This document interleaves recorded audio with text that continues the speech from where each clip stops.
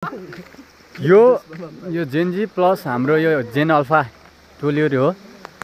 हामी भुर्ती मस्तथान युवा क्लबद्वारा चाहिँ हाम्रो स्थानीय तहको यो बाटोहरू जुन छ हैन, यो 2065 सालमा खोलेको ट्र्याक हो र यो अहिले लगभग 17-18 वर्ष जति भइसक्दा पनि प्रोपर एउटा बिरामी हुँदा गाडीहरू नआउने भए हुनाले चाहिँ हामी चाहिँ स्थानीय अहिले हामी दसैँ तिहारको माहौल भएको हुनाले सबै जति छौँ, धेरै त छैनौँ अहिलेलाई क्लबको मेम्बरहरू पनि, त्यतिले चाहिँ जति सकिन्छ अलिकति भए पनि बाटो सुधार गरौँ हैन भनेर सबै यतिजना चाहिँ उपस्थिति भएर चाहिँ गर्न खोजिरहेछौँ। ल यो चाहिँ हाम्रो इनिसियल स्टेप हो। यो भन्दा अरू पनि हामी अब धेरै गर्नेछौँ। हेरौँ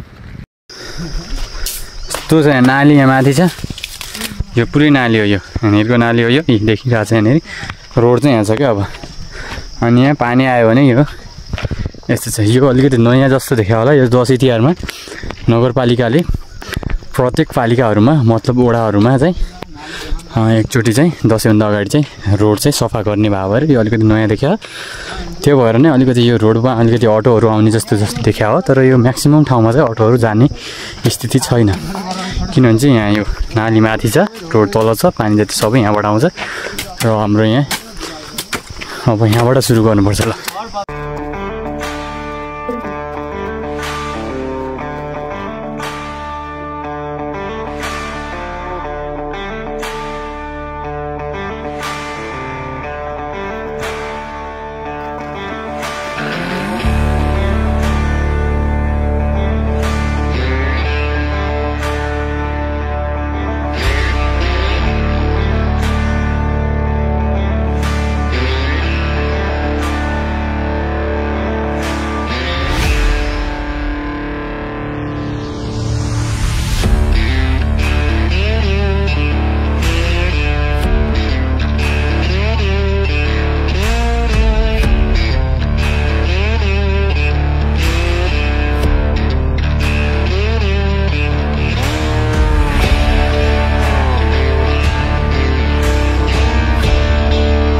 लो गाइस छैन, अघि त पानी नै नजाने चाहिँ अहिले चाहिँ पानी जाने भएछ।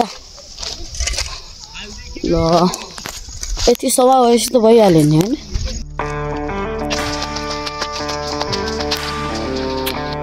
अब यहाँ यो स्टेप सिधै अब नेक्स्ट यो भिडियो बनाउन जरुरी त थिएन हैन। अब यो भिडियो बनाएर फेरि सो अफ गर्यो यताउता गर्यो भन्ने भइरहेको होला। यो भनेको यहाँका मान्छेलाई जनचेतनाको अभाव भएर र स्थानीय सरकारलाई चाहिँ एउटा सूचनाको रूपमा चाहिँ यो भिडियो बनाइया हो। र हाम्रो स्थानीय युवाहरू जति पनि बाहिर हुनुहुन्छ हैन, कृपया आफ्नो ठाउँ समाजको लागि चाहिँ एटलिस्ट आफूले गर्न सक्ने जति गर्न सकिन्छ त्यो चाहिँ गर्नु जरुरी छ अबको टाइममा चाहिँ हैन। तब मात्र देश सम्भव छ। नेताले बनाइदिएन, त्यसले बनाइदिएन भन्नुपर्दा नि जो जति छौँ जति सकिन्छ। हामी क्लब हो, तर क्लब हो पनि हामी भर्खरको क्लब हो, हामीसँग केही पनि छँदै छैन, पैसै छैन। र हामीले आफ्नो घरबाट यो कोदालहरू हाँसीहरू ल्याएर जति सक्छ केटाहरू यतिले चाहिँ ट्राई गरेर आफ्नो समाज गराउने। एटलिस्ट यो अटो र बिरामी भएकोलाई मान्छे लिने बाटो बनोस् भन्ने हाम्रो चाहिँ मेन उद्देश्य हो। त्यो चाहिँ सायद आजको यति कुराहरूले गर्दाखेरि पछिको लङ टर्मको लागि चाहिँ धेरै सहायता मिल्नेछ अपकमिङ जेनेरेसनलाई पनि।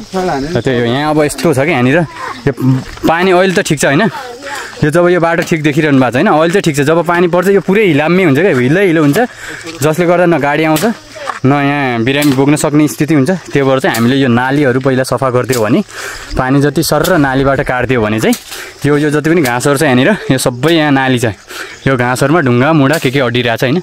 त्यो भएर यो रोडभरि पानी देखिरहेको छ, देख्नुभएको छ अगाडि। अनि यो सफा गरिदियो भने हामीले सर र पानी चाहिँ नाली भएर जान्छ र बाटो चाहिँ क्लिन हुन्छ भन्ने हाम्रो उद्देश्य हो। ल आजको लागि चाहिँ यति नै। अब त्यही हो, सबैले माया गरिदिनु पर्ला। अब र आफ्नो स्थानीय तहमा चाहिँ आफूले चाहिँ गरौँ जति सकिन्छ, त्यही भनौँ न हैन।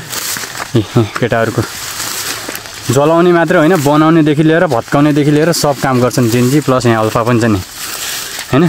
त्यही हो। ल अब लाग्नुपर्ने हुन्छ काममा।